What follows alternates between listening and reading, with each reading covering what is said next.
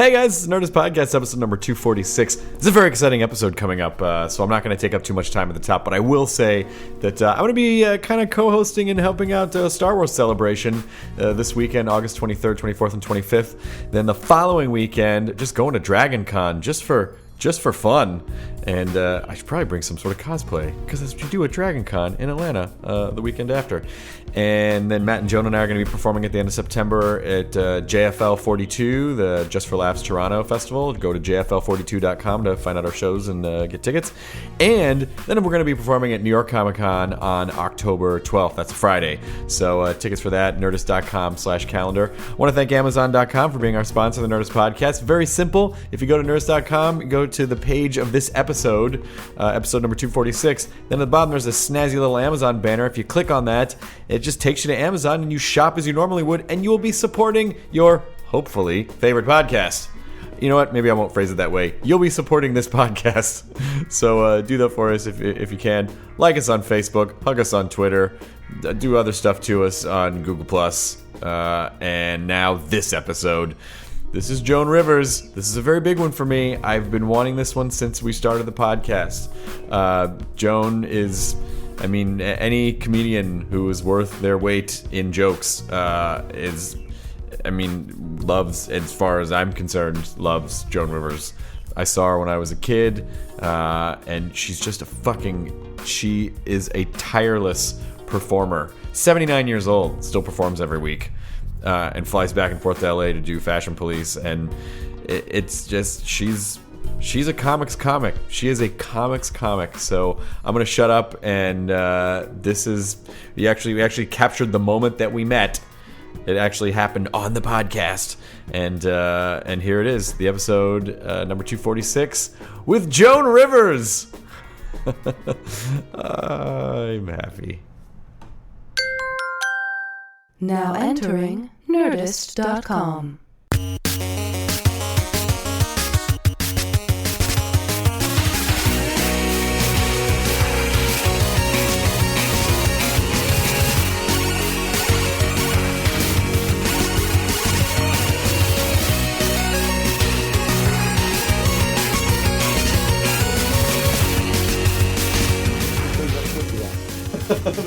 Hey, Joan! Hi. Nice to see you. You're not Ryan Seacrest. I am not. No.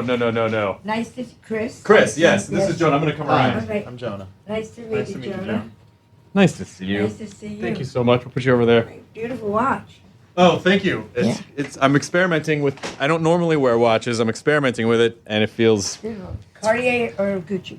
I don't know. It's something Euro. I think it's expensive. Expensive. It's heavy. Expensive. Yeah. Expensive. I don't like things on my arm, so it feels weird. What about a woman? What about your hands? I wouldn't wrap a lady around my fist this way. All right. That all sounded right. weird. Yeah, what about Actually, your it sounded hands? exactly the way I meant it. Fuck it. We've seen that movie. Okay. So, you're just here to observe? No, I participate when I feel like it, but I don't have to keep the conversation moving. It's quite fun. Okay. And this is just audio, not video. Just audio, yeah. Okay. Yeah, it's just All an right. audio podcast. That's right. all we do. Because we find a lot of people ask us to do video, and they go, "We want to see people," and I go, "Yeah, but it just puts an extra pressure on people Yes. when you're on camera," and so it's just audio's nice and relaxed. We want it to be a nice conversation. I could look like this, and no one will ever know. You're very handsome for you. To be fair, you look like that when you're on camera too, Jonah. What? You look exactly the same when you're on camera. Really? Yeah. No, it's magic. No, That you don't makes me look shave, and you better. your shirt's all Thinner, I'm ruffled. much more thin. You're Much more thin. Yeah. Also probably much more educated. Yes, much. Much more a lot of things. Jonah Okay. doesn't know how to use. Thinner. I just don't like saying that, so I get my way around it. He's bad with qualifiers. Okay, so tell me what you want. Are we on? We're on. Yeah, we started. Oh. We started. I've been wanting to get you on this podcast since we started it 2.5 years ago. I doubt that. but go It's ahead. absolutely true, and I'll give you some backstory.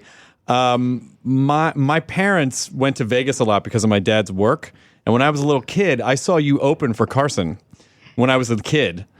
And then we met you after the show, and my mother was in love with you because you were so sweet to us, and you were so nice to me. I And was desperate for fans. But what did your father do that you had to go to Vegas? my dad was a professional bowler. Really? Yeah, so there's a lot of bowling proprietors You're conventions. not Jewish. I'm not Jewish. there's no How many way. Jewish bowlers are there? Never. I don't know if there are any A Jewish bowlers. professional bowler. Yeah. That's fascinating. Yeah, so we saw tons of shows in Vegas with Steve Martin and, Tony How did he Orlando. make his money? He was one of the top professional bowlers. And it's still I guess not really comparatively a ton of money, but you support a family. Yeah. He That's did all great. right. That's great. What did your father do? Nothing. Your clothes reflect that. Yes. I come from a long line of lazy people. Yes. And I'm just trying to continue the tradition. Your dad does things. Yeah, he does things. He ran a business in Hawaii where they would put pipes into housing units. Yeah, exactly. Yeah. Interesting. Well, no bowler. He's no bowler. Did he say But he does smoke a lot of bowls. That's for sure. Did he say marry your mother? Yes. Yeah, because to go on a date and tell somebody that's what you do, you're dead in the water. You're like, I lay pipe. Is that a euphemism? No, I literally lay pipe. That's my fucking job. But I think because I had this experience with you when I was a kid, I've always had this huge soft spot in my heart for you. That's right. Well, you'll be sorry today. But delighted to talk to you. So I just want to, I want to talk. Well, not delighted, but you're here. But I want That's the battle, Chris. It is. The other half is red lasers. I want to talk about just like comedy and where it came from and where it's going. And I want to understand a little bit the landscape when you started comedy, because particularly now, I feel like, well, right now there's a lot of censorship. Yes. But I feel like there was more. Not on the internet. No, not on the internet. You're completely uncensored Right? on the Which is internet. what you're doing. That's what we're doing. You can say anything you want, Joe. Isn't that fabulous? Yeah. It's so great that I'm living to see this. You've been fighting that for decades, though. Yes. It's so exciting to see this. I'm not making a joke. I think it's fabulous, especially for comedy. Yeah. When you what year? By the way, I saw a piece of work which gave me a ton of documentary. Your documentary, which was a ton of insight into how your brain works. But I do want to understand a little bit better what comedy was like when you started, particularly for women in comedy. Who cares? But by the way, just so you know, a piece of work, which is I think the #1 documentary ever done by IFC. Yeah. Haven't seen a nickel. Really? So let's just start out with that. How Nothing. expensive was that documentary to make? I don't know, but obviously millions and millions of Yes, I dollars. guess so. Never saw a penny. Not one check came in. $300 million documentary. Allegedly. And they're proud of it. It's our #1 selling documentary. It's our #1 documentary. And I'm wearing last year's shoes. Well, I don't know. So Oh I'm my a very God! bitter person. How do you get out of the house in the morning? Anyway, women in comedy, who cares? Really, you think so? Oh, I don't give a shit. Okay. No, let me just say, funny is funny is funny. No, I You know what agree. I'm saying? I just mean at the time when I feel I like didn't think about it. no. Do you know what I was? I didn't think about it. It was later.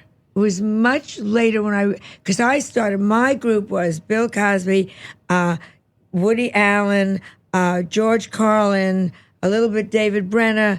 That was the kind of the group that I was with. That we were all sitting with, holding the number. Mm-hmm. You know, what I mean? And Bob Dylan walking past with a silent Garfunkel that nobody wanted to listen to the tape, which was the Sounds of Silence. No, we got a tape. Yeah, right. Let's go. So, the entire Sounds of Silence on one tape. Somebody found it in their drawer years later. Said, it's a whole goddamn tape. Anyhow, and it was years later when I realized I was the last to break through of the group that I was with in the Village. Yeah. And I thought, I bet it was because I was a woman. But it never occurred to me then. Isn't that So stupid? They didn't treat you like they were just treating you just like another comic, just like one of them. Woody was there too at the time, and Barbara Streisand, not pretty, trying to sing, barking and singing. Never thought about being. I was not treated like a woman, but I still am not like, which is one of the reasons I'm funny. But it must have been that they didn't expect that from a woman. Do you know what I'm saying? Because I was talking about things a woman didn't talk about. Well, what was the difference between your club act and your? Because TV obviously was so super squeaky clean. Yes. So what was the difference between that and your TV? Well, act? I was wild for then. I found my old record and I played it for Melissa when I broke on Carson. And they did a record immediately called Mr. Phyllis and Other Stories, which was an outrageous title because I was talking about my gay hairdresser, which you didn't mention. Right. and he was called Mr. Phyllis. Ha ha ha. And and I said to Melissa, listen to what people said. This is so outrageous. And it was so sweet. You know what I mean? You're listening to it, you go, this is so dear. But it was outrageous for its time. I was pregnant on Ed Sullivan. Oh, right. And I've talked about this before. And I wasn't allowed to say I was pregnant. I was 8 months gone. And I had to say, Mr. Sullivan, soon I'll be hearing the pitter-patter of little feet. I was like a tent with a bow, and you couldn't mention it. So it was very different in those days, but I was outrageous for those days. Oh, wow. I remember That at makes your sense. roast, Carl Reiner did a whole bit about, like, he's like, in my day, you couldn't even say someone's pregnant. You had to say they are with child or, something like that. And then he just started saying cunt over and over again. I love that. They do this comedy roast of me, and they say, and we're going to bring on Carl Reiner, and I'm so worried. Will he be all right? Will this poor guy be able to keep up with all the young comics? And he comes on, it's a gentleman, he's dressed correctly. There's nothing, it's a tie, shirt, the whole thing. Then he gets out there, he was, and you want to go, good for you. Yeah. Right smack, right down the line, on the head. He nailed it. He really nailed it. Just, he nailed it. And seemed very excited about what he was able And then to get died. away with saying. Yeah. Just That was it. died and fell into Phyllis Dill's arms, so it was a twofer. I want to. Was But the? anyway, I'll answer your question seriously because you want a real answer. I don't care actually. Okay. I mean, it doesn't matter to me. I'm just trying to get sort of what a picture of what Women weren't comedians. Very few women were stand-ups in those days because if you were pretty, you were a singer. right.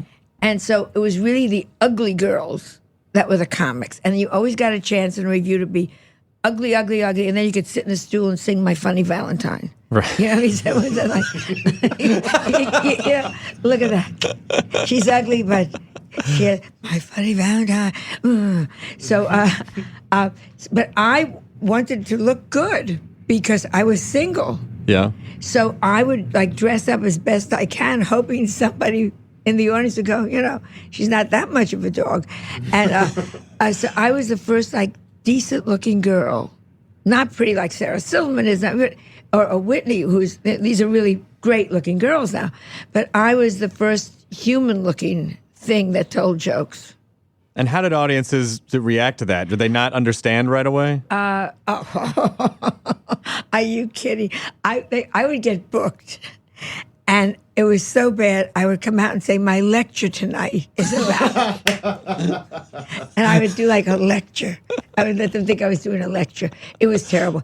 The first ones that kind of got me, the first luck, Lenny Bruce saw me in Greenwich Village and sent me a note and said, "You're right, they're wrong." Look at this, my eyes still, look at this. Yeah. Still cry from that one. And that got me nowhere for 5 years after. But you know what that means? Yeah. Lenny Bruce. Yeah. And then I got into Second City, and then that changed my life. Because Second City was, and that was Alan Arkin, and Mike Nichols was directing. And it was a whole great group down there. David Steinberg, we were all running around there. That was like the first. And that was the first part part where they said, she's funny. And you must have found like, oh, I found my people. I finally found my people. That was amazing. And they accepted you. It's a huge deal for any comic to finally, because you start off and you kind of feel isolated. The internet has sort of changed everything, but before you would sort of feel isolated in your own community, and you're like, maybe I'm weird, and then you would fucking stumble across a group of like-minded comics and go, oh my God, I'm not fucking crazy. But I would find that maybe every 10th show, they would laugh. Do you know? Just enough that you go, okay. Yeah. Also, I was working in Greenwich Village. I was doing Second City, and I already knew I wanted to be on my own, so I would run down the street and then do a single at a place called The Duplex, which had Woody Allen, literally. Woody Allen, Barbra Streisand, Joan Rivers, and a guy named Barry Denon, only one that didn't, all on the same bill. Jesus. And all written in pencil because they couldn't, they didn't know how long you were going to stay. So, and I would do, and a lot of gay boys came in, and gay men were the first ones that laughed. Really? God bless the gay men. Both of you are straight? Yeah. And Wish I was cool enough to be gay. Yeah. Gay men, God bless gay audiences. and the most loyal to a woman. They're still come around. God bless them. So what were the venues? I mean, were there like traditional clubs at that point, or did that spring up in the 70s? What was going on in Greenwich Village were the coffee houses. Yeah. Where you went into the coffee houses where Mel Brooks would come in with Anne Bancroft. It was a Jesus great Christ. time. I'm telling you. So not that much has changed, except she's talking about Mel Brooks and Woody Allen. Yeah, it was, and Stiller and Mira were doing their act there. It was all, we were all young. Mel Brooks during Mel Brooks, so you're very excited, Yeah. Mel Brooks. And Anne Bancroft, who was slapping kids around because she was in whatever, the thing with Helen Keller. And so you did coffee houses, and then you did freebies. Yeah. That's why when they start saying, I won't, well, you're a comedian, right? Yeah. I won't perform unless I get paid. Are you out of your fucking mind? Right. They're giving you a chance to stand up and do it. Shut up. Well, I run a comedy theater, and Jonah produces a weekly show there, and we all perform for free because we like performing. Yeah. I, to this day, once a week when I'm in New York, I work at the West Bank Cafe for no money. Yeah. And I do it because new material comes out. Exactly. Well, you can't. I mean, making money as a comedian today is kind of a dicey, prospect. It's a dicey prospect. Making money as an actor. Sure. I love that when it's a woman. What are you? I'm an actor. Excuse me? Yeah. Hello, I'm an actor. Oh, shut the fuck up. You're an actress. But anyway, go ahead. So it was, but women, yes, it was harder for women then, but just because women just weren't doing it. And then, so you have this, so there's this cluster of, I mean, like, now, obviously, the Now, most every legendary. third person is a comic. Well, A woman. I feel like there's a lot of comedy now because, there's a lot of venues. It's particularly in Los Angeles and New York. There's a lot of places to go up.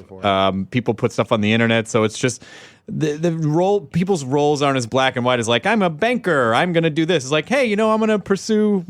We have the luxury of being a little more selfish now. Yes, but it's much easier. And my mother, to the day she died, never said I was a comedian. Really? She would always say she's a writer. She's a writer.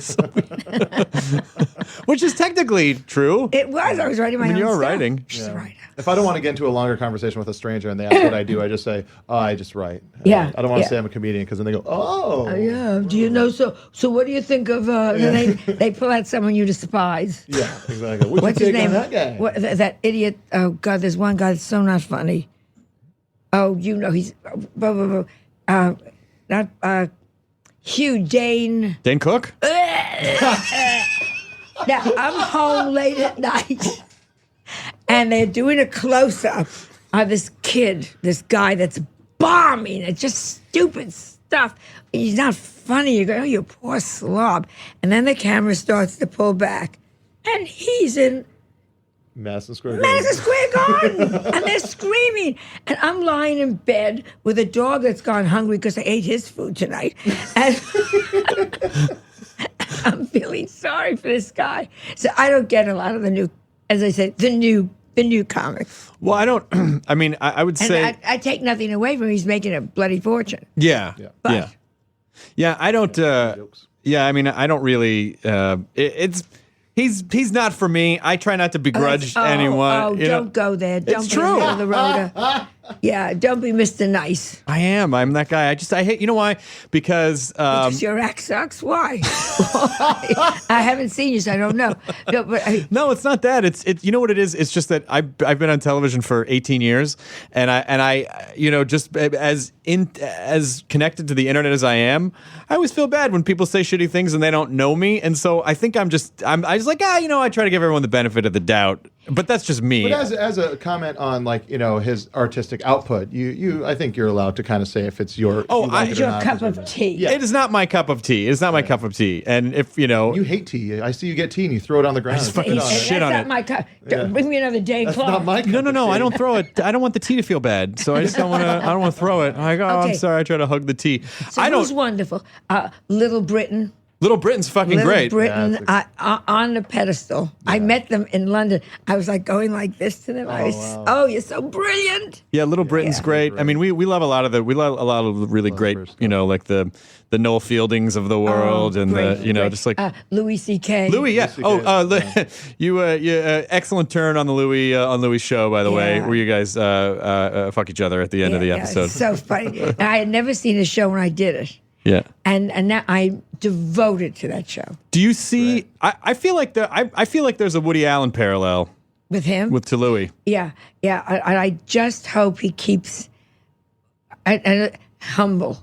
Yeah, I think he will. I hope, I pray, because he's so good as every man. Yeah. He's so good as the schlub. You know, I think he will. I mean, he seems. I think the one the good real man, he's the real capital R, capital M. You know, he's every man, every man. Yeah. I think one of the luxuries that I mean, some people think this sucks, but as a comic, sometimes it takes 20 years to hit it, and so I think 20 years of almost making it, never making it, struggling. Like when you finally make it, it's like, you know what? I don't have to be a cock. I can just all take it in stride. And but you need it for comedy. I can't explain. Any comic that makes it fast, no. I always tell the ones that are starting, it's going to take you at least 7 years. To find your voice. Yeah, don't worry. At least 7 years. Can you take it for 7 years? And for a woman, it is so tough to go on the road and you're by yourself. Terrible clubs. I mean, I went through it all. And I came out of a very upper middle class family and Phi Beta Kappa. And my sister was a lawyer, youngest Columbia Law School graduate woman ever at that time. And I said, my parents said, "What do you want to be, doctor?" No, I want to be an actress, which is even worse. Oh, right. Because my father's a doctor. Every hooker that came in said she was an actress. So he thought I wanted to be a hooker, and he knew, looking at me, I wouldn't make a dime. So he was like so upset.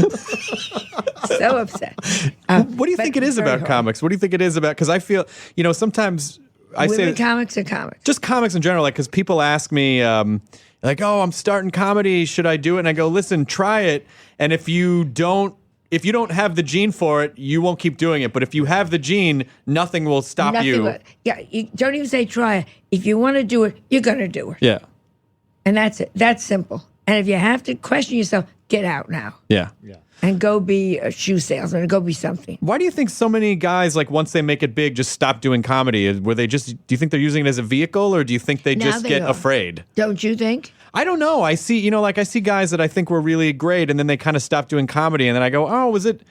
Maybe they get afraid when they get famous because they just don't get the. But they get into the sitcom. Yeah. And then they're scared to go back in and see if they're going to think. Yeah. And a lot of people, I'm not going to mention names, but a lot of people made it on sitcoms that weren't making it in clubs. Right. You know what I mean? And so they don't want to go back. We're going to say, he's not so funny. Yeah. Well, it's kind of easy when you're a comic and you're just a comic. You're kind of an underdog in a general sense. Like, you're the person that you got to get there and you got to make them laugh. And then when you go hit it big with a sitcom, to then like come back, you're not an underdog anymore. You're like this big name. And then I think for some comics it could get hard. They're like, now I'm this name. I'm not sure how to like play it. Like low self-esteem kind of stuff. And a lot of people laughed at you. Carol Burnett, who I really loved, would say things when she was at her height. And everyone, she'd say, "Gee, this coffee looks like it's coffee color." Oh, Carol, stop. Did you hear what Carol said? And see, 20 years of that, now the show is over. And Carol says, "Gee, this coffee kind of looks like a coffee color." Yeah. And Oh, was that now? One more time. Yeah. This coffee. Well, it's comedy credit. It's Yeah. like I know you're funny a lot, so anything you say must be gold. and these poor people get very caught up, and then they go into the real life of where you better be funny. Bill Cosby once said, "Before you're famous, they give you 2 minutes before they hate you." Oh, yeah. He said, "After you're famous, they give you 5." Yes. Oh, and I've seen that happen in clubs where really famous comics get on stage and people go ape shit for like the first 5 minutes, and then it's like, yeah. And then if they're working out material, then it's like, and then it sucks because they judge that guy. I thought this guy was funny. He's like, he's fucking working out material. Give the guy a break. But that's why you have to go to the little clubs. Yeah. That's why I stay in this club, as I said, the West Bank in New York. It holds 100 people. And sometimes I'm laughing hysterically and they're staring at me. But then I said, do you understand how stupid this is? I'm enjoying myself and you paid. This is all wrong. But you have to just keep on doing it and you have to love it. You have to love when you say something funny or you think something funny and then you say it and then they laugh. Then you get a check at the end. Yeah, That's crazy. Do you beat yourself up still if you don't have a great set, or do you? I kill. I can't wait to get back and I lose all self-esteem immediately. I lose it on stage. I begin to stutter. It's amazing. I hear myself stuttering. I think, you asshole, you're in the business 48 years. Stop stuttering. You're okay. But sometimes when you bomb and it's so bad, I had just come off a tour in England, amazing tour. They just love, love me. And I'm hired by the South African rich couple to go to the Bahamas to do one night for them at a private party. Oh, boy. And then I was supposed to take pictures with the family afterwards, it's all in the contract. I get out there. Dislike is not the word. Oh. Disgust, disdain. And I started to laugh because I had just come from 14 shows. Yeah. And I just laughed my way through. And I would say, here's another one you're not going to like. And then I go back to take the picture. And they said to me, the Schwartzes do not want to take pictures with you. Oh, gee. Oh, fuck the Schwartzes. Yes, fuck the Schwartzes. that should be your next album. I'm black. I think "Fuck the Schwartzes" is your next album. Fuck the Schwartzes. Fuck the Schwartzes. That's so funny that we, it's that we have these sort of weird, very short-term memories about what our abilities are, and then at any moment we could go, I know I had a great set in the earlier show or last night. I guess I just lost it now. Yeah. You're only ever as good as your last set. You're only as good as your last joke. Yeah, yes, exactly. Even within a set. When you give it all, how about your last joke has to be your best? Yeah. And it never is. You know what I'm saying? So I guess I'm just gonna, thanks you guys. So Woody Allen one time told me he was bombing so badly that he said to himself, the first joke, I don't care where it is, that I get a laugh, I'm walking off. You know what I mean? And he did something, and he said it was like a long story that was going to something, and then my mother said, Woody, and they laughed. He said, I just turned around and walked. Thank you. Just walked off. But it's nice to know that they all have that. Every except the confidence of some people, which amazes me, that hear the laughter when there is no laughter. Yeah, well, I think that's, but on Dane Clark, whatever his name is. Dane Clark. What's his Cook, whatever. Well, I think I know that special you were talking about, and if we're just being honest, I watched it too, and I was like, I don't know where the joke is. It was just like, when you're going to the movie theater and then people talk during the previews, and I was like, but then what happens? And they're all going, and people are like, and I think a lot of times people laugh at things that they recognize, and then sometimes comics go, oh, that must be funny. You're like, no, they just recognize that you said, like, oh, Funyuns. Oh, I eat Funyuns or whatever. Yeah, they do the thing. You eat Funyuns all the time. He eats them all the time. This motherfucker, you don't even know. Yeah. But, I think someone said, oh, well, comedy is really about exposing a truth.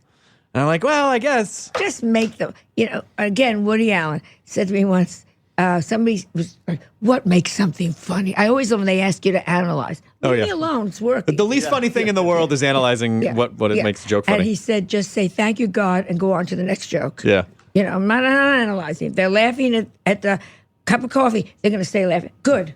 It is coffee colored. That's it. Yeah. Coffee. Hey, Carol. Jonah, you, this fucking guy.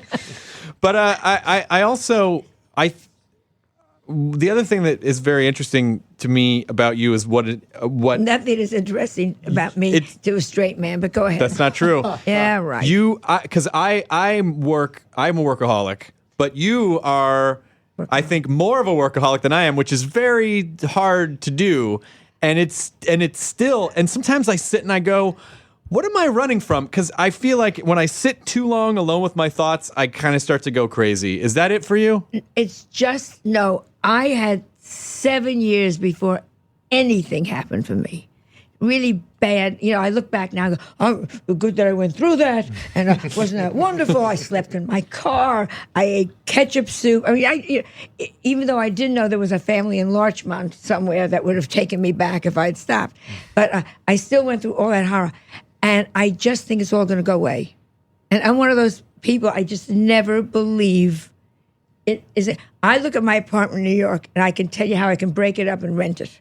Wow. Yeah, you know, I'm telling you, I can tell you, well, that could become a little studio apartment. I could rent that out, and they can use the kitchen privileges. I have it all worked out. That's amazing. Yeah, it's amazing what 7 years of really tough times does. I mean, what's incredible is that no matter how long you do it or no matter how many experiences you go through, early on, we kind of get these things programmed into our heads, and it doesn't fucking matter.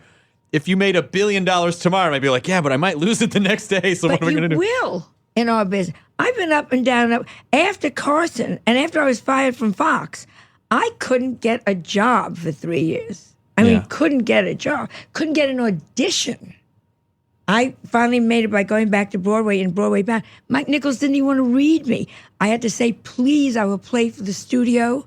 I will pay for everything. Just have someone come in and hear me read. And of course, I got the job, and that's, you know.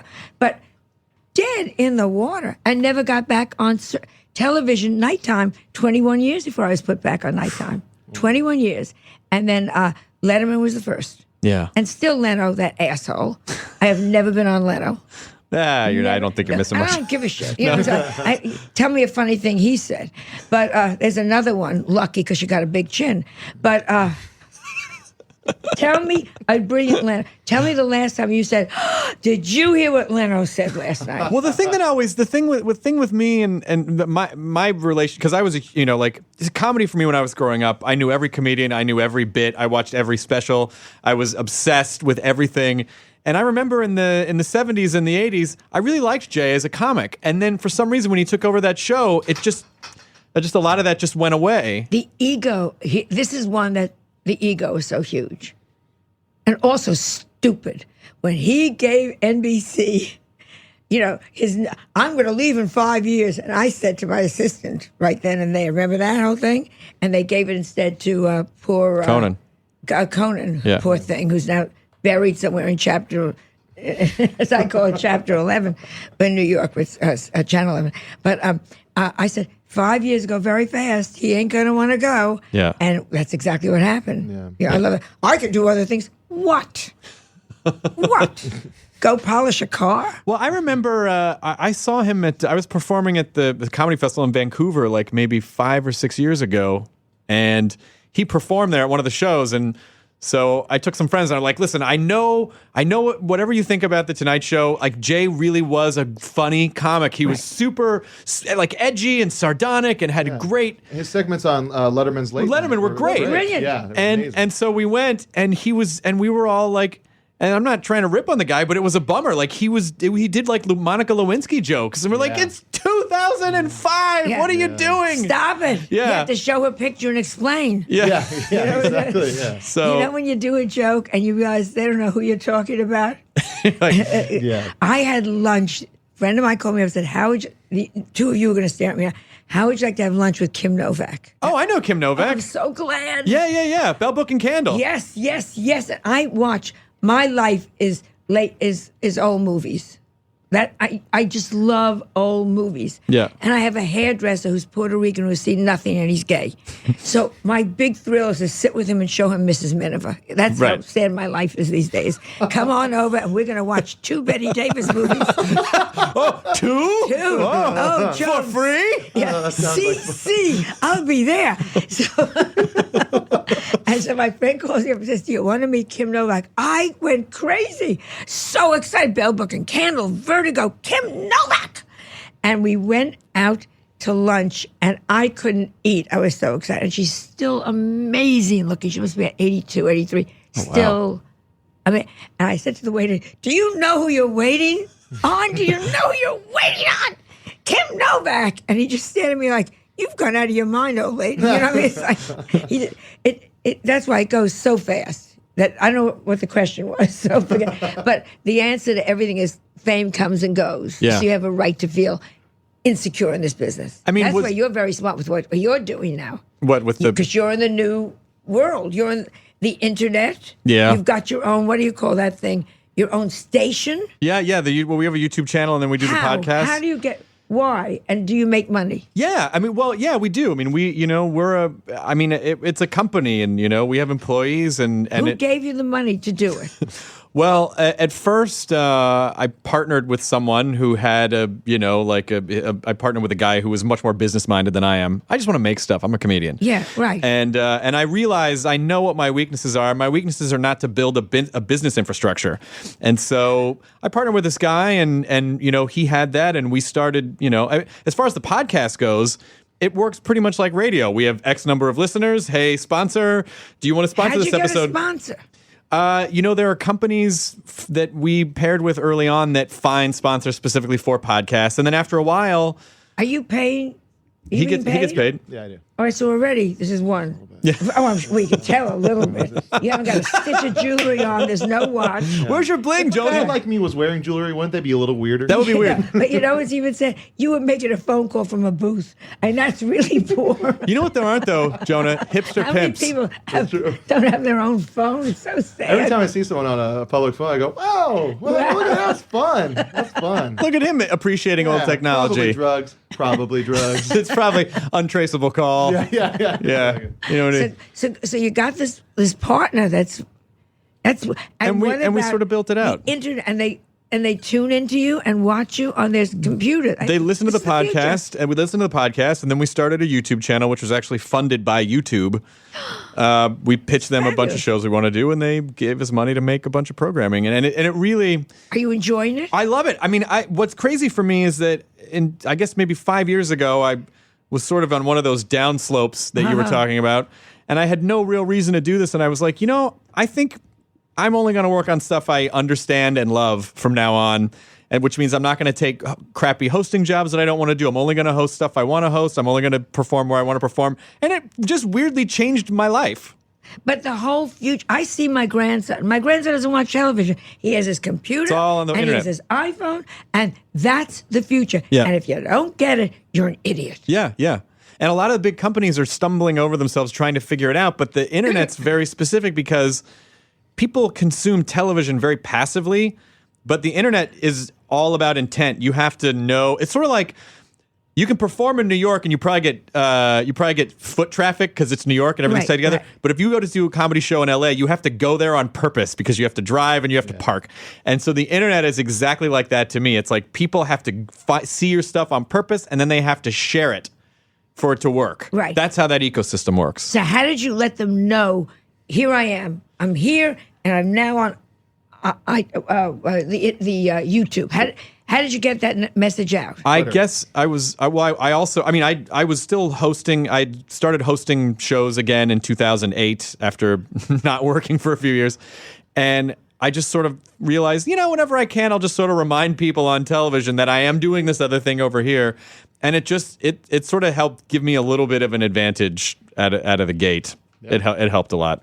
That helped. Yeah. So you have a huge audience already, so you could do that. I want to get into the business. You have no idea. After seeing this, seeing your watch, seeing your jacket, you got Seeing me? Seeing you. Yes, I'm a great accessory. It's expensive to feed this guy.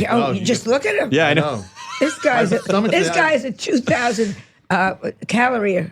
Yeah. I'm surprised you haven't been hearing my stomach rumbling over the microphone. Yeah. This guy. This guy is an eater. Yeah. About like half of those calories is in booze. So, That's good. Hey. There's nothing wrong with it. I understand that. Yeah. How about we do Fashion Police and we start taping at 7 o'clock in the morning? I don't know how you guys do those early morning shoots. I have my Starbucks cup filled with white wine. And I don't.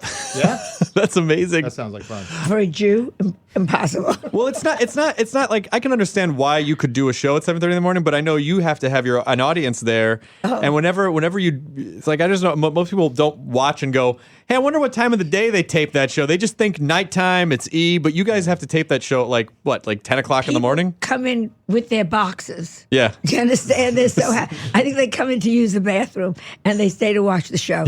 And it's just, But they're a wonderful audience because they're so grateful to be inside. Yeah. You know? That's all that matters. Especially during the Nothing summer, it's hot outside. They just want an air-conditioned you, studio. lady. Yeah, exactly. Oh, what's she doing? All right. Miss Joan gives us a place to stay and a couple laughs while we're at it. Thank you. We're on the street 6 days a week, but every Fashion Police Thursday. Well, go inside, you get the bathroom, she gives you some candy, because I give them from the craft wagon. Yeah, you got to give them the candy, wake them up. Give them the candy, wake them up, get them crazy. Indoor plumbing and butterscotch. But now they want to move us to the evening. I want to stay in the morning. You do? Whatever Fashion Police, whatever reason it's working. How the fuck do you fly from the East Coast every week? Every week. How do you? I could tell you every menu on American Airlines. Oh my God. Yeah. East Coast and West Coast bound. East Coast back and forth. And they know, when it's too much, when the stewardess says, no, Joan could put her luggage here. The stewardess said that to me. It almost starts to become a private jet at that point. Well, not when you get a snorer next to you. No. Or a farter. Secret farters on the are very bad. Someone that's had broccoli and you see him coming, it's not good. But what I do is I do a lot of reading now, so people think I'm smart. It's so great because I have 10 hours every week back and forth. Oh my God. Yeah. And is it just you just feel like you need to be on the East Coast? I live with Melissa. She's really thrilled. Yeah. And I need to be on the East Coast because there's nothing like you guys are both West Coasters. Yes. The energy in New York. You kidding? Wears me out. Oh, it's fabulous. I hit New York, and I know I'll be in theater that night. Yeah. There's nothing like New York. Nothing like New York. What do you? How do you not fall over? Because I just cranky. Is that it? But people say it's age. They have no idea. It's not age. I was always cranky, but this is. It's just you just do it, and also Here we go. I love the business, and I'm scared not to do it. I'm scared. You know what I tell every comic? Turn nothing down. Right. You don't know which door is going to open. I didn't want to do Fashion Police. I thought, this is beneath me, and I don't want to go and talk about fashion. And my manager said there's nothing else at the moment. I love that idea. Well, okay. I like warm and fuzzy. Joan. Oh, we can make it work. Yeah. Joan, look at your book. You're getting blind here with the white. And I started, Melissa produces it, and she said, it's going to be just great, and they're going to let you be funny, and they're letting me be funny. Well, I think that's the most important thing to a comic is because sometimes you get hired for stuff and they go, we want you to be you. And then you start doing the thing you do and they're like, can you not do that? And you're like, what the fuck did you hire me for? Change your clothes. Always. We did one joke. Whitney Houston had just died. It was Grammy weekend. I said she looked the best at the Grammys in mahogany from head to toe. And we got such letters and you can't say, but it was a great joke. And did he cut it? Or? He cut it. Yeah. And they were right. Looking back, I hate to say this because now, I see she said we were right. They were right that time. Right. But most joke, of the though. time. It was a great joke. Yeah, and you just had to defend a joke when you said something about the like Costco's real bad, like the. I changed myself to Costco. Oh yeah, you changed yourself to Costco because they weren't carrying your. They weren't carrying my book. Joan Rivers, I hate everybody starting with me. On the back of it, I have two quotes they didn't like. Costco, who sells condoms, and 50 Shades of Grey.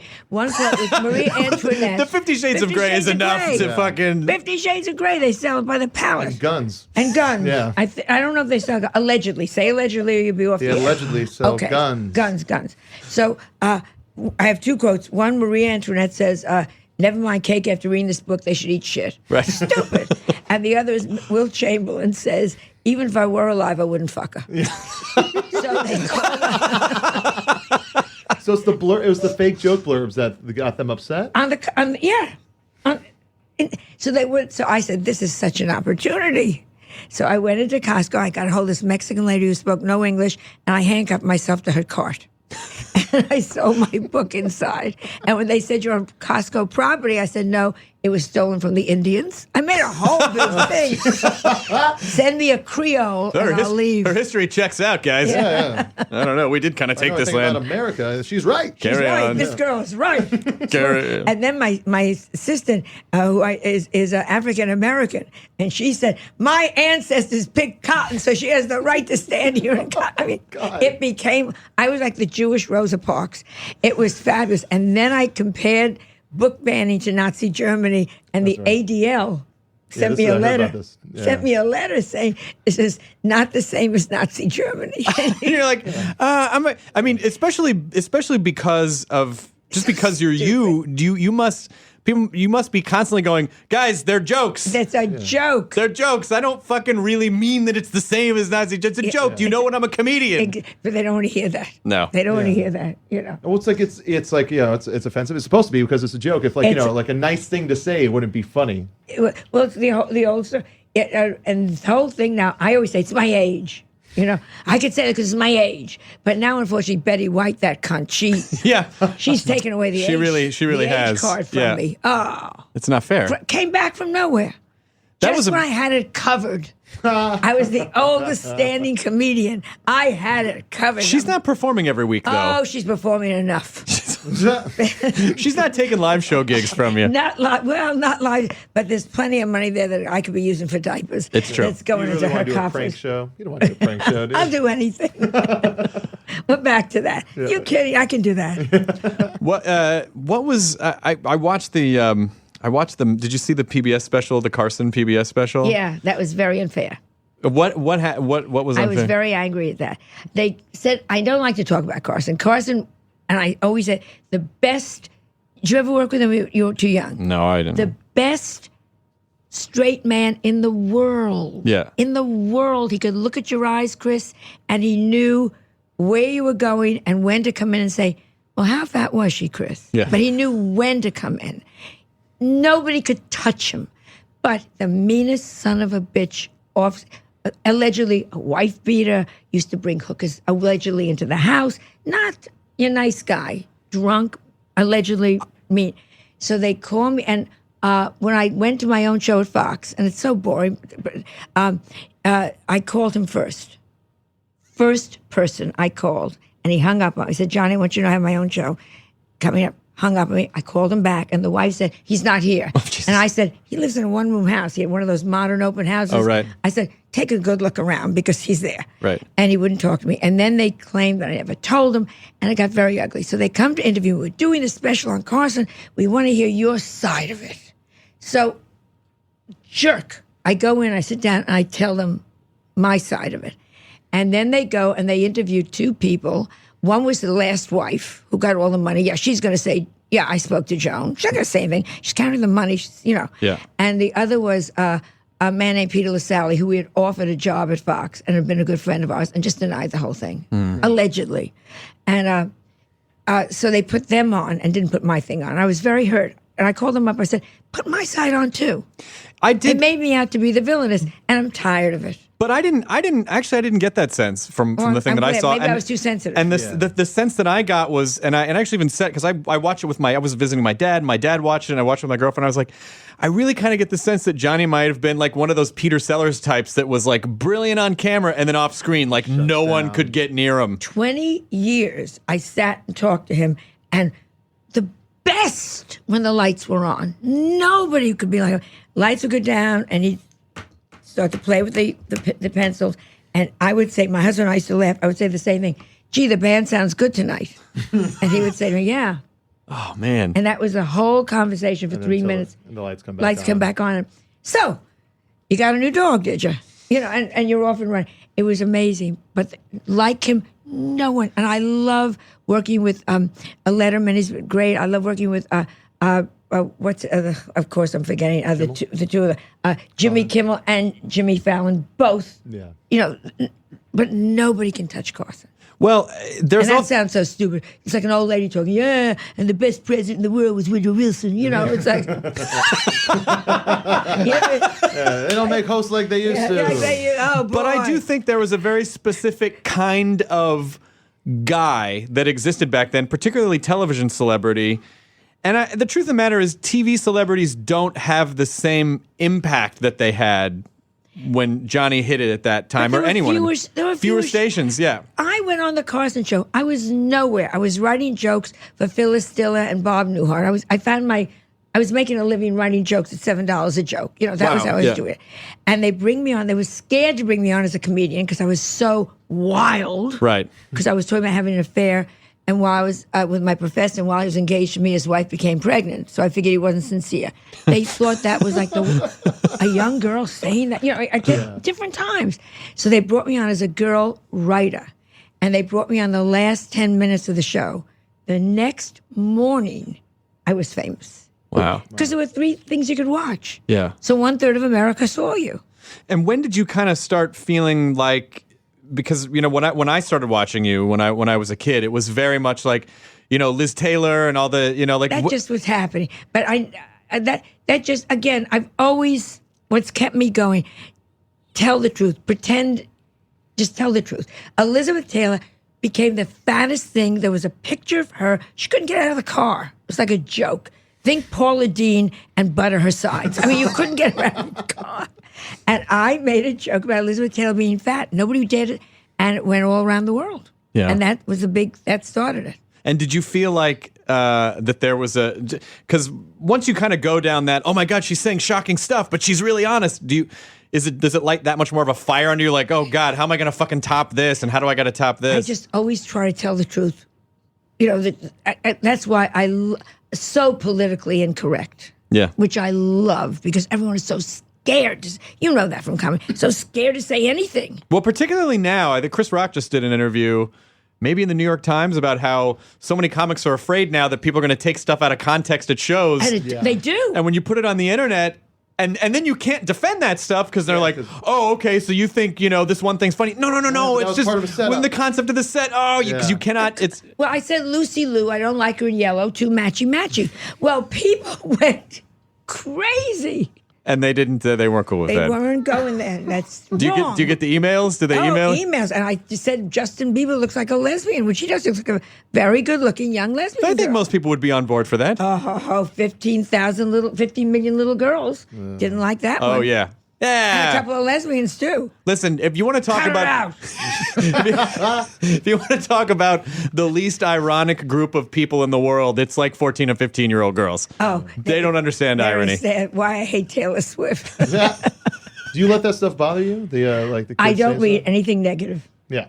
So there are a lot of newspapers I just have never seen. But you're on Twitter, right? You're on Twitter. I'm on Twitter all the time. I have my own Twitter. And so do you... I don't defend. Yeah. I say it. You don't like it, too bad. Yeah. That's it. Leave me alone. She's a comedian. I'm here to amuse you. Calm down. Yeah. Especially, I have one great Auschwitz joke, which is, because I do like a Jew joke. And then I say, I'm allowed to say this because I lost my entire family at Auschwitz. And the audience goes dead silence. And I go, they were on the other tour bus and it broke down. And I was stuck for an hour in the gift shop. I know it was an hour because I had bought the watch and Hitler's hand went around. And then I say, and the pencil, you did one way, watch the Jews go out of the oven, watch the Jews go into the oven. The audience, I've gotten such hate mail on that one. Such hate mail on that And you can't, I mean... All from Mel Gibson, though. Yeah. Those are my jokes. Those are my jokes, leave me alone. Twinkle titties or whatever he calls them. Yeah, you can't... I mean, if you get defensive about your material, you can't I'm a comedian, and you know what? Again, Bill Cosby. All these guys have such wisdom. Bill Cosby said to me one time, because he was so brilliant when he started, because he never mentioned he was black. He was just funny. He's a funny guy. Funny guy, and he did my first album cover, the whole thing. He was great. He loved me. He was a little ahead of me in the Village. So he said to me once, "Don't change." He said, "If 1% of America thinks you're funny, 1%, you'll fill stadiums for the rest of your life." Oh my God. I never forgot that. He said, "Don't you change because somebody in the audience doesn't think you're funny. Too bad. Then they won't come back." Wow. So these are little things I still think about a lot. What were they?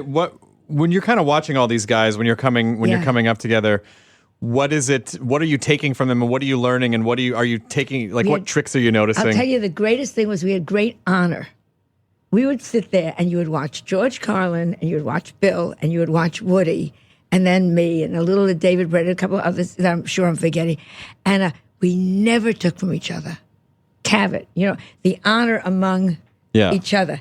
And then someone, I was told, Jackie Mason, would come in and just copy everybody's. Whoa. And I've heard the same thing of somebody much more recent. I won't say. But so I took that away. Don't ever take anybody's joke. And I just and say what is good for you. Mm-hmm. Each one of us was such a distinct personality on stage that I couldn't do what Woody was saying. I couldn't do what Carlin was saying. You want to hear a terrible George Carlin story? Please. All right. We all loved Woody. We all loved Lenny Bruce. Lenny Bruce was at the height. And he was the god. Oh, God. And he was amazing. I got to see him. Just incredible. Wait, before you tell the story, what was Lenny Bruce like live? Brilliant, glowing, smart, handsome, sexy, fabulous. A guy's. He said things all you did was go, yeah, that's right, yeah. Beyond anything I've ever seen before or since. Beyond. So Lenny Bruce was everybody's God. You know, we were all coming up, God. And then he comes to see me and he writes me the note because we were working the bitter end. He was at a place called Cafe Ogogo across the street. He snuck in and he sends me the note. You know, you're right, they're wrong, keep going. So so excited. Years later, I say to George Carlin, you know what kept me alive for those fucking 7 years? I said, Lenny Bruce came in early on and sent me a note. You're right, they're wrong. And George says to me, Lenny sent me a note. They're right, you're wrong. He said, I bet he said to every comic, you're right, they're wrong. So a whole lot of comics that shouldn't be working today are walking around going, but Lenny Bruce said, they're right, I'm wrong. Hey, Bill Cosby, hello? Hey, Bill, did you get, the note says I was wrong. You Damn Lenny it. Bruce note. You don't still have the note, do you? I lost it. It kills me. It's somewhere. How about that for a stew? It's somewhere among thousands of papers. Oh, I know that bothers. I mean, I saw the drawers with all the cards and the jokes. And pieces of paper. If you look at my bag, there's just paper. Look at this. I mean, everything. I write notes all the time. You know, you think it's funny to say, hold on. You know, when you're really ugly, when your doctor asks you to leave your blouse on for a chest x-ray. You know, cute, may work, may not, but it's funny. Do you ever go back into the archives and go, I'm going to try to dug this out and see if I can make it work? I do when I can't think of a funny joke, and that'll kick me off into another joke. Yeah. But you look at the old jokes, you go, ugh, not so good. Do you, I would love a small, I just taped my first hour special, and it's airing in October. I mean, no, we're on... Comedy Central? So you and what about your YouTube thing? Well, no. Look what Louis C.K. made. Louis is a much more famous stand-up than I am. So that model of selling your stuff online works great if people know who, like, if you're already a famous stand-up. All right, but wait, I don't know what they paid you on Comedy Central, but how many people watch you on YouTube? It depends on the show. I have a show that a few 100,000 people watch. Okay. And what about here on this show? Another couple 100,000 people. A couple 100,000. Yeah. Okay. If you say to this couple 100,000, I have just done a special. If you send me $1, you would make a couple of $100,000. That's more. I know that Comedy Central is paying you, I hope. But that math... Because I know I did a show for them and I didn't get a couple of $100,000. Yeah. But that math doesn't... How many zeros and how many commas? It was good. I'm going to fucking kill myself. It wasn't... They always tell me it's a career move. I'm 78 years old. I don't want any more career moves. Well, yeah. I want the money now. Career move. This will really pay off later. There is no later. I'll tell you, there were... I'm wearing a toe tag. There were two things... There is no later. But go ahead. There were two things for me. Number one, I didn't think... I mean, yeah, technically, if 200,000 people send it, but the truth is they don't. Like, that math doesn't work with the internet. For some reason, it just doesn't work. It's a very small percentage of people that actually will do. If I said, "Hey, send me $1," which I'm not saying internet, it would not be $1. You can send Joan $1. I'll send him something. I'll send him a gift. But the other thing is that, you know, even though the YouTube channel or whatever still may get a couple 100,000 people to watch it, it's still like having it on television where a million people would see it is still better for me for touring at this point. When you get to Louis' place or like Radiohead or any of the bands who said, "Hey, we're going to just sell our stuff for free and kind of fuck the system," they can do that. But I'm still not quite there yet. I get it. So but maybe what you should have done is, because, you know, they do so much extra on a special. Yeah. You should have done your special, and then you should have stayed and done all the extra material you didn't put into your special, and hold it for 7 weeks. Well, 8 weeks. we are shooting. We're I'll talk to you. Go ahead. You can coach me. Yeah. You can coach me a little bit but for me, all that material's gone now. Yeah, and then goodbye. and so now I'm going through the process of starting over, and it's fucking like, oh my god, what do I want to say? I know I have stuff I want to say, but what do I want to say? It just feels like digging in the fucking trash. Well, I don't. I have a special coming out, and they're holding it. Thank God on Showtime for Christmas. Thank God. So I have all that time now to slowly feed in. Feed in Yep. and pull out and feed in and pull out. Because otherwise you do a special, as you say, and it's goodbye. gone, yeah. And people get angry. I open for everybody. I was known as a strip slut for a long time in Vegas. If you were a male singer, I opened for you. Yeah. And all they wanted to hear from all these guys was Tony Bennett singing "I Left My Heart in San Francisco," and I'm making this up, and Neil Sedaka singing whatever he sang, But you dare to tell them a joke that they've heard before, and they go, yeah, heard that, heard that. Yeah. And so it's such a totally different thing. Oh yeah, we get that all the time. Like on the internet, if they even hear one word that sounds similar, they go, "Hey, I already saw you do that." Like, no, but this is now it's just a small piece of a larger bit. Come I have on. two more tags now. I want to use these tags. Because I grow like that. That's how your thing grows. You do one thing and then it adds to another, and it adds to another, and it adds to another. Yeah. So I just ignore it.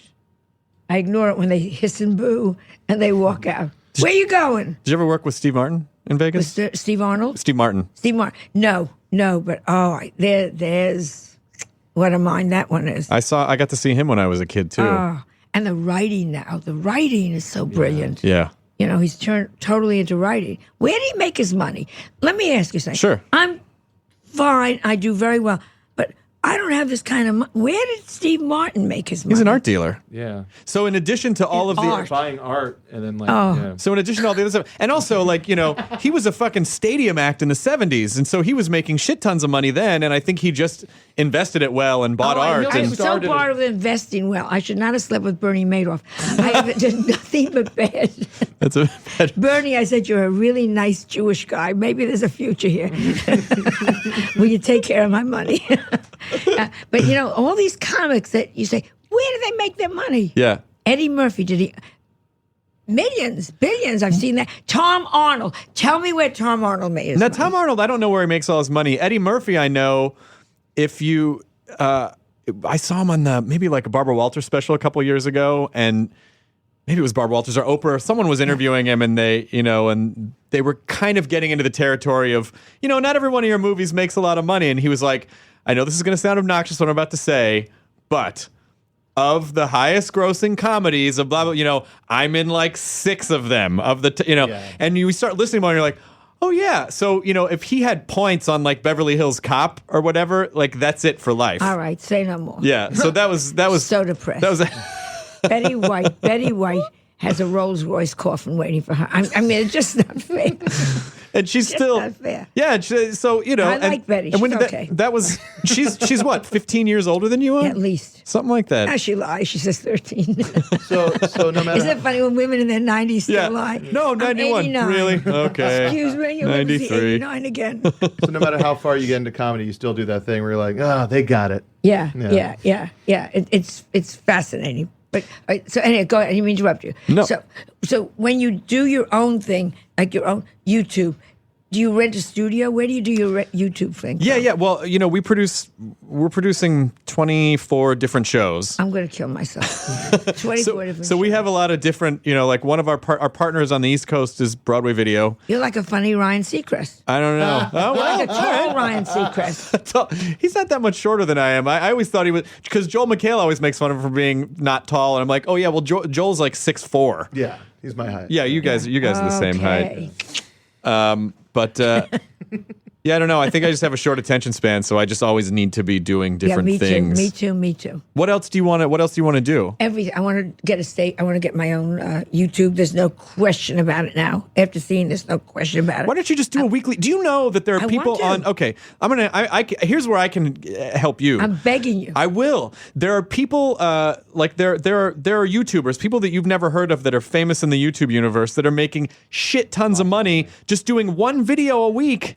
Here I am. Joan. So who do I speak to? Who's your partner? Well, I'll offline. I will give you any information you want because nothing would make me happier than to help you. Dying to do that. And if you just did like a weekly vlog of just you ranting about whatever, not only would you love it because you could say whatever the fuck you wanted, but when you start to build your audience, then you can start having sponsors come in. There are girls who just do like makeup tutorials that are making more money than like the Style Channel because they have three times the audience. I'm getting a migraine. I'm so sad. It's a slight paradigm shift, but it's not too late. No, I want to definitely do that. I definitely want to go back to Broadway. Mm-hmm. I'm a New York kid. Yeah. I want to go back for the fourth time. I want to go back. I've done 3 times on Broadway. I want to do my own movie. I want to write another movie. Always. I always think I haven't peaked yet. Right. I haven't peaked. I know there's something better coming. Let me ask you, in your mind, what happens when you peak? Is that it? You're just done? I think how sad once you peak, and then you go down. It's sad. I just think the same better ahead. Better ahead. No matter what, better ahead. Yeah. Even if you hit it as big as you think, that you want tomorrow, you still are in that mindset? Better ahead. Yeah. Better ahead. So what's in I have a speech. I owe this to no fucking person. I got my speech ready. Do you think it's do you consider success to be being famous or just constantly working on new things that you are passionate about? Success is doing what you want to do and living in a great way too. Yeah. Nothing to do with being famous. Yeah. Famous is great. I'll tell you, and I love these people. I can't stand fame. Yeah, when someone's sick and you want to get them in the hospital, fame is very nice. Right. When you want to get on that plane and it's been canceled and you're the first one American Airlines puts on the next one, fame is tip-top terrific. Right. And anyone that doesn't get how wonderful it is, they're a fool. Well, I think the fame card, and I have limited experience with it. It's going to get more and more and more and more. But what I think about it is that the one thing that is useful about it is that it just opens doors and provides more opportunity. Like that's the function of it. It just allows you to do more of the kind of things you want to do. And how lucky. I went to my class reunion, which was women dancing with urns. I mean, it was just awful. But I thought, my whole life, I've done everything I wanted. I was trying to make a bucket list. I have no bucket list. Really? You know what I'm saying? What was something that was on your bucket list that you got to do? I wanted to go to Williamsburg, Virginia, because I like the fantasy. They all walk around in costume. Right. Lieutenant's 17, and I went last month. And that was... And they all go, and you curtsy, and you carry on. They wear mock caps. Did you do an old-timey fashion police? Old-timey. I took my grandson, and he was bored to death. We went to the stocks, all that stupid. I love that kind of stuff. But my bucket list is just is now getting on the new thing. I always want to be on the new. Be on the new. That's a good motivation. Yeah. Old bores me. I'm very ADD. That's what keeps everybody alive in our business. Would you rather live the way that you live, constantly being ADD, or would you ever dream of can't I just be happy and content and not feel like I have to go 1,000,000 miles an hour all the time? I have this beautiful house in Connecticut that I bought and I fixed up, that kind of thing. 84 acres, and it was a terrible house, and I redid it, and la, la, la, la, la, la, la. I'm up there for 2 days, I'm screaming. Screaming. You're going to talk to a deer? Yeah. And they'd say things, oh, a raccoon came in, Miss Rivers. Oh, got to get out. The fuck am I doing here? City girl. And so now that house just sits empty and you got to be in the city. Yeah, I'm trying to rent it out to some rich idiot. Hopefully not the Schwartzes. The Schwartzes. Fuck the Schwartzes. Imagine when you go back to take your pictures and they say to you, they don't want to take them. Thank you, but the Schwartzes would prefer. Can you believe she said the P word? I don't know if that's how the Schwartzes talk. I don't understand why she was making jokes about jewelry. I mean, really. Really? This is the worst thing anyone's ever had to deal with tonight. And we flew her in. Hold me in our gold. This is the worst thing to happen to South Africa. I swear. It's really in the I can't think history. of one other thing. Anyway.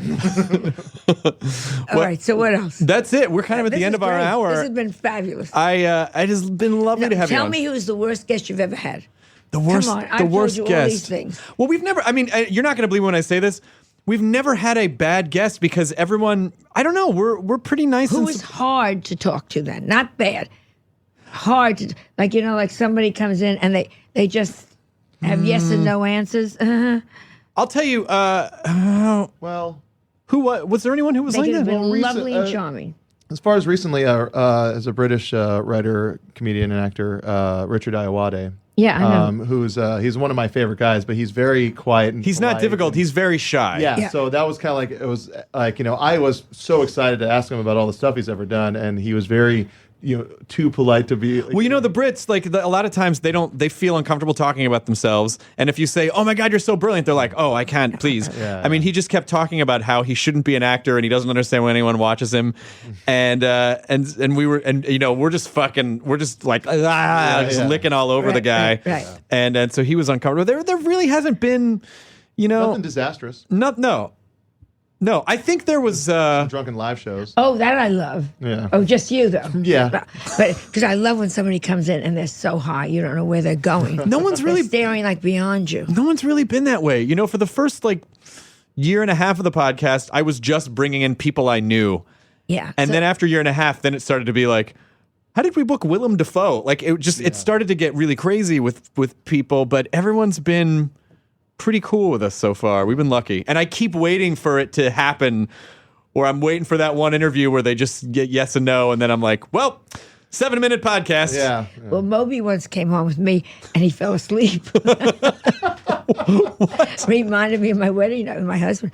But those are the kind of things you just go, I'm talking to you and you're asleep. That's the kind of stuff that you always remember. He really came back to your house and just fell asleep? On air. What? He fell asleep on air. How does that happen? I was allegedly drugged. Wow. He just came on and you're talking. Moby? Yeah. He's And vegan. went- He's probably just really tired. Needs some Not enough protein. Yeah. And I see him now all the time. He's fine. Not fine, not like, wow, let's go dancing. But he Just the timing, probably. he says hello. But I'll never forget, it was on the Carson show and he talked and he went to sleep. Oh my God. That was good. I love things like that. We should get Moby on, and then I'm just going to be like, you're going to fall asleep? You're not going to fall asleep, Joan right? Rivers said you fell asleep. Joan was on. She said you fell Make asleep. another enemy. No, now you've really got me white thinking, noise. has anyone really been? No, I guess not. See, the one I loved, last thing was, I met Meryl Streep and she has humor. I said, I loved you. You were brilliant and precious. Yeah. And she laughed. Thank God. Wow. I thought, if she just stares at me, I'll kill myself. Oh, I know. Especially when you you think lob this a is gonna be joke so out great. like that, Yeah. nothing hurts worse than a failed joke. Yeah, boy, oh boy, I said, you were something and precious. Wow, 20-year-old fat black girl. But you have to know, but laughed. people have to know, when you specifically are talking to them, they know you're fucking around. Still? It depends. This is great. Just great. Well, thank you so much for coming on. A pleasure. Awesome. Come back on anytime. anytime. Seriously, you're Well, welcome. I have to now pick your brains. We'll talk about the YouTube stuff. I feel like I have a plan for you that I think would work. It might take a little time because that's just how the internet works. You But better hurry. Look at my age. You're fine. We have no time. No, I work weekends. I have 7 days a week. you're like a spry lady in her mid 50s. sure. Yeah, it's right. true. No, I know nobody. I can think of nobody else who keeps the schedule. You're like people our age don't keep the kind of schedule that you keep. Yeah, I'm lucky. It's genetic. It must be Seriously, some sort of genetic. weird genetic mutation. Genetic. I had an aunt like this, so I'm genetic. Oh, wow. It's good. Well, thank you for being Thank here, Joan you Rivers. so pleasure. Thanks. Dane Cook, I didn't mean it. Yes, I did. Enjoy your burritos. Okay. Now leaving Nerdist.com. Enjoy your burrito.